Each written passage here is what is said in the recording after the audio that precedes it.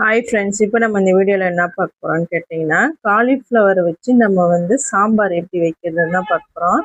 இதுக்கு தேவையான பொருட்கள் 1/4 கிலோ காலிஃப்ளவர், 2 வெங்காயம், 2 தக்காளி, ஒரு கத்திரிக்காய், தேவையான அளவு மிளகாய்த்தூள், உப்பு, எண்ணெய், இது அப்புறம் 100 துவரம்பயிறு. இது ஒரு ஃபேமிலியில் 4 பேர் சாப்பிட்லாம். அந்த ரேஞ்சில் தான் நான் ரெடி பண்ணியிருக்கிறேன். இது பார்த்திங்கன்னா சாப்பாட்டுக்கும் சூப்பராக இருக்கும். அது இல்லாமல் டிஃபனுக்கும் நல்லாயிருக்கும்.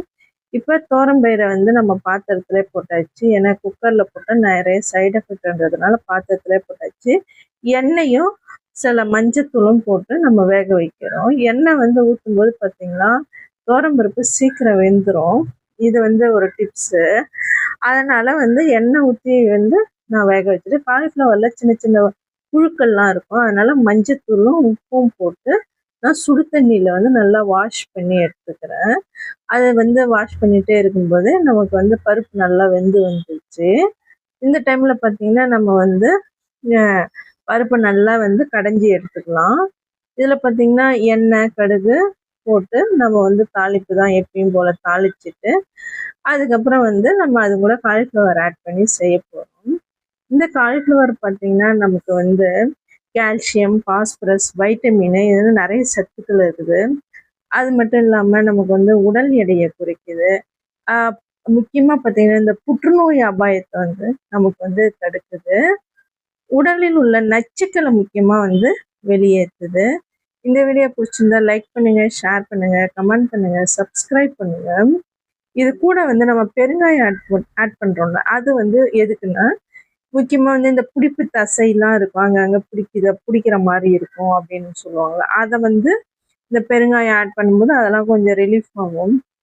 அப்புறம் இந்த ஹார்ட்டுக்கெலாம் இந்த பெருங்காயம்லாம் ரொம்ப நல்லது. இது பார்த்திங்கன்னா எலும்பு ஆரோக்கியத்துக்கும் இந்த காலிஃப்ளவர் ரொம்ப நல்லது.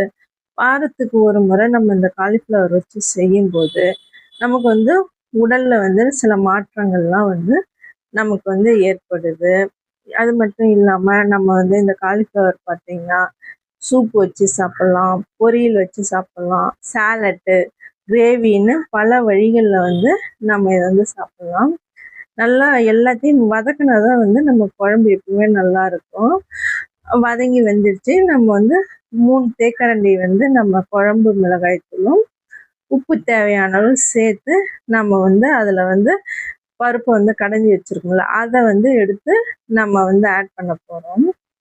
இது பார்த்திங்கன்னா காலிஃப்ளவர் நம்ம இப்போ சீசன் இருக்குன்றதுனால நமக்கு கொஞ்சம் மலிவாகவே கிடைக்குது. ஒரு பூ 20 ரூபாயிலேருந்து 10 ரூபா, 50 ரூபா அந்த ரேஞ்சிலேயே நமக்கு கிடைக்குது. இப்போ நல்லா நம்ம தாளித்து ஊற்றியாச்சு. நல்லா ஊற்றிட்டு ஒரு கொதி வரட்டும். நம்ம நல்லா மூடி வச்சணும். குழம்பு எப்பவுமே மூடி வைக்கணும். அப்போ தான் அந்த வாசம், மனம் எல்லாமே வெளியில் போகாது. இதுக்கு ஒரு கொட்டை அளவுக்கு நம்ம புளி எடுத்துருக்குறோம். கடைசியாக கொதி வந்துடுச்சு. நல்லா குழம்பு கொதி வந்துடுச்சு.